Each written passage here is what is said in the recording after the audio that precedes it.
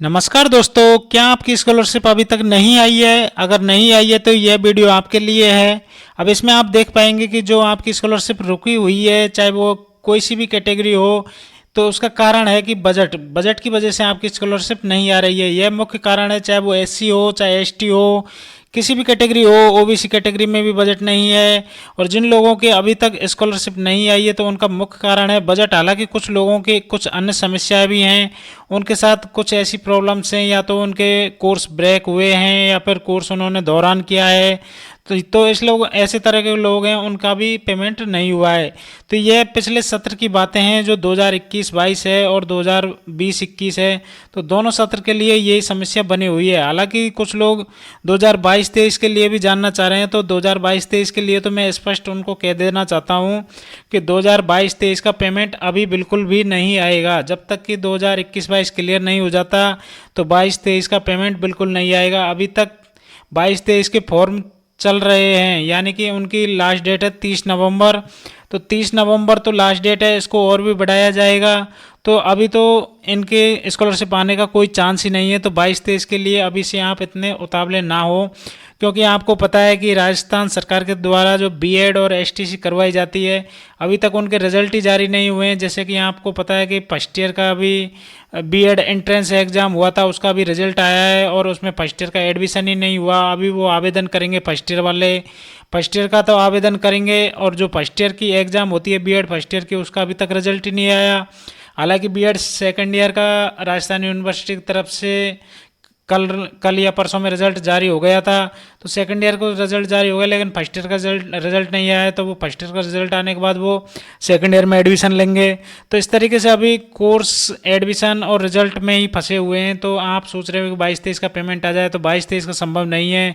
इसी तरीके से डीएलएड की जो एग्ज़ाम हुई थी उसका भी रिजल्ट आने वाला है। डीएलएड में एडमिशन होंगे फर्स्ट ईयर के, तो फर्स्ट ईयर वाले भी आवेदन करेंगे। इसी तरीके से फर्स्ट ईयर सेकंड ईयर की जो एग्ज़ाम हुई है, तो एग्ज़ाम का भी रिजल्ट नहीं आया है, कुछ की एग्ज़ाम भी नहीं हुई अभी तक।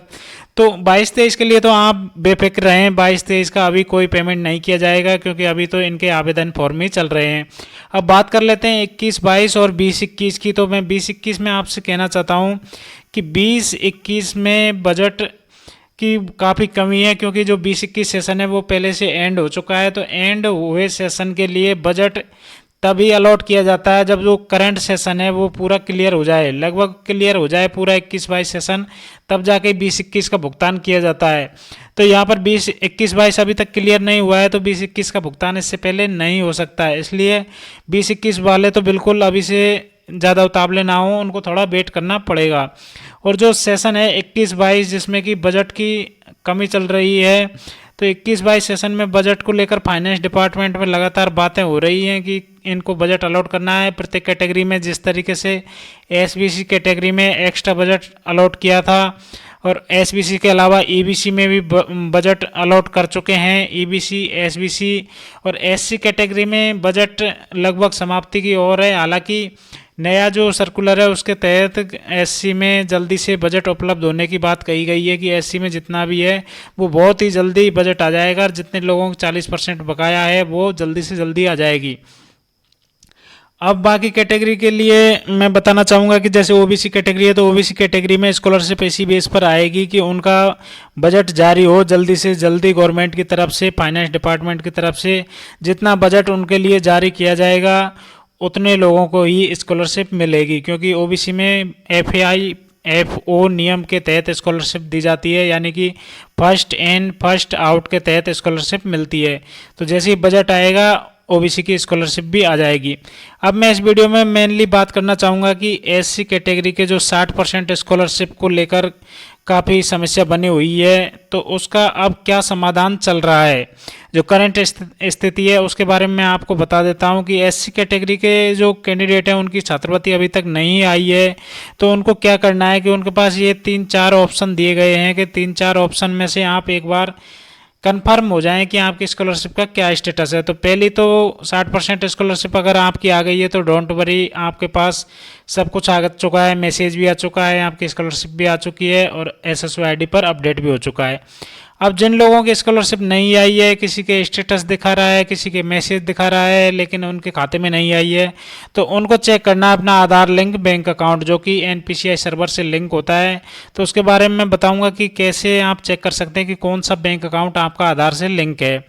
और इसके अलावा आपको बैंक के अकाउंट के जो स्टेटस हैं वो चेक करने हैं। जो भी आपका आधार से लिंक है उसको चेक कर लें। उसके अलावा जितने भी आपके अकाउंट है वो सब चेक कर लें। जनाधार का अकाउंट जरूर चेक करें, क्योंकि जनाधार से आधार लिंक करवाए गए थे, इसलिए जनाधार जो अकाउंट है उसको ज़रूर आप एक बार चेक करें, हो सकता है उसमें स्कॉलरशिप आई हो। और जो भी बिलिंग साइकिल है, बिलिंग साइकिल में जैसे ही जो भी स्टेट का नंबर आता है उस समय उनका पेमेंट कर दिया जाता है। तो अब इसमें मैं आपको एक बार ये कंफर्म करा देता हूँ, उसके बाद आपको बजट के बारे में जानकारी दी जाएगी एससी कैटेगरी के।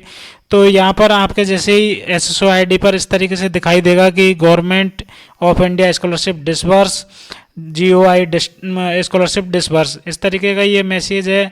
तो इस तरीके से आपको दिखाई दे देता है, इसका मतलब है कि आपकी स्कॉलरशिप डिसबर्स कर दी गई है। हालांकि कुछ केसों में ऐसा दिखाई देने के बाद भी उनकी स्कॉलरशिप नहीं आती है, उनके पास ना कोई मैसेज आता है और प्रोफाइल पर इस तरीके के अपडेट दे दी जाती है। तो उन लोगों को चिंता नहीं करनी है, उनको भी वेट करना होगा ऐसी स्थिति में, क्योंकि जब कोई प्रॉब्लम आ जाती है तो पेमेंट उनके खाते में नहीं डाल पाता है। और जब दूसरा बिलिंग साइकिल होती है, जैसे दूसरा नंबर आता है तो उस समय उनका पेमेंट फिर से आ जाता है। जैसे कई लोगों ने मार्च अप्रैल में उनके इसी तरीके से लिखा हुआ आ रहा था, लेकिन फिर उन्होंने वेट किया और उनका पेमेंट जुलाई अगस्त के आसपास उनका पेमेंट आ गया था। तो इसमें आपको घबराने की ज़रूरत नहीं है। अब इसमें आप देख पाएंगे कि इस तरीके से मैसेज आता है जब भी आपकी स्कॉलरशिप डिसबर्स की जाती है सेंट्रल गवर्नमेंट की तरफ से आधार बेस्ड पेमेंट सिस्टम से, तो उसमें आपके बैंक अकाउंट की लास्ट 4 डिजिट हैं वो आपको दिखाई दे देंगे कि इन 4 डिजिट वाले अकाउंट को आप चेक कर लीजिए, इसमें हमने इस तरीके से पेमेंट इस तारीख को क्रेडिट कर दिया गया है। तो ये एक मैसेज दिखाई देता है अगर आपके मोबाइल नंबर चालू हैं और तो इस तरीके का मैसेज आपके पास आ सकता है। अब मैं बात कर लेता हूँ कि आप आधार लिंक बैंक अकाउंट को कैसे चेक करेंगे। तो उसके लिए आपको सबसे पहले UID की वेबसाइट जो कि आधार की वेबसाइट होती है वहाँ पर जाएंगे और UID की वेबसाइट पर जाकर आप वहाँ पर देखेंगे कि कौन सा बैंक अकाउंट आपके आधार से लिंक है। तो इस तरीके से आप वहाँ पर ऑप्शन मिलेगा एक माई सर्विस में जाकर, इसमें आधार सर्विस, माई आधार और फिर आधार सर्विस, उसमें आप देखेंगे कि चेक आधार बैंक लिंकिंग स्टेटस इस तरीके का एक ऑप्शन दिखाई देगा। अब इस पर आप क्लिक करने के बाद अपने डिटेल डालेंगे, आधार नंबर की डिटेल डालेंगे, कैप्चा कोड डालेंगे और सेंड OTP पर क्लिक करेंगे। OTP आएगा आपके आधार रजिस्टर्ड मोबाइल नंबर पर। OTP आने के बाद आप देख पाएंगे कि आपका जो आधार नंबर है वो कौन से बैंक अकाउंट से लिंक है। यहाँ पर लिंक नहीं है, इसलिए यहाँ पर आया कि your Aadhaar is not link to a bank account.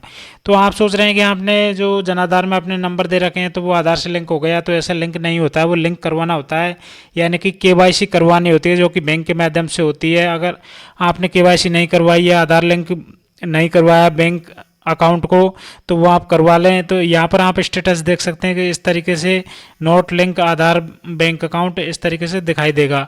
अगर आपका लिंक है तो आपके पास वहाँ पर दिखाई देगा कि congratulation your bank Aadhaar has been done. तो इस तरीके से आप देख सकते हैं, यहाँ से आप इसको आधार से लिंक भी करवा सकते हैं। तो आधार लिंक बैंक अकाउंट को आप चेक कर सकते हैं कि कौन सा बैंक अकाउंट आपका आधार से लिंक है।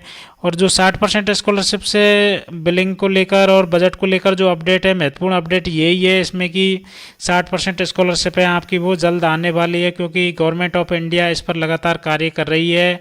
और गवर्नमेंट ऑफ इंडिया की तरफ से बताया गया है कि जल्दी से जल्दी ये स्कॉलरशिप आ जाएगी। जल्दी का मतलब मैं आपसे कहना चाहूँगा कि लगभग दीपावली के आसपास ये स्कॉलरशिप आ जाएगी, यानी कि इसी मंथ के एंड तक।